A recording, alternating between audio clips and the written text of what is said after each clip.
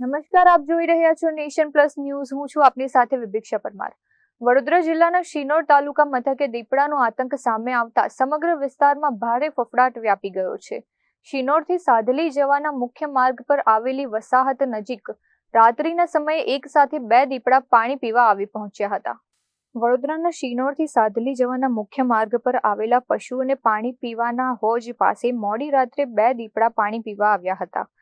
આ જ સમયે ત્યાંથી પસાર થઈ રહેલા એક જાગૃત રાહદારીએ પોતાના મોબાઈલ કેમેરામાં આ બંને દીપડાની હલચલ કેદ કરી લીધી હતી. આ વિડીયો સામે આવતા જ શિનોર ગામ અને આસપાસના વિસ્તારમાં દહેશતનો માહોલ સર્જાયો છે. હાલ વરસાદની સિઝન ચાલતી હોય ખેડૂતોને પાકની સંભાળ અને પિયત માટે રાત્રિના સમયે ફરજિયાત ખેતરે જવું પડે છે. રહેણાંક વિસ્તારની આટલી નજીક 2 દીપડા મુક્તપણે ફરી રહ્યા હોવાથી ખેડૂતો જીવના જોખમે ખેતરે જવા મજબૂર બન્યા છે. ઘટનાની ગંભીરતા જોઈને ખેડૂતોએ શિનોર ગ્રામ પંચાયતમાં રજૂઆત કરી હતી, જેના પગલે પંચાયતે વન વિભાગને લેખિતમાં જાણ કરી છે.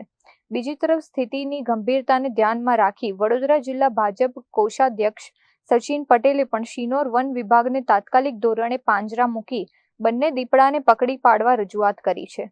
હાલ શિનોર વન વિભાગે ઘટના સ્થળની મુલાકાત લઈ દીપડાને વહેલી તકે પાંજરે પૂરવા માટેની તજવીજ હાથ ધરી છે.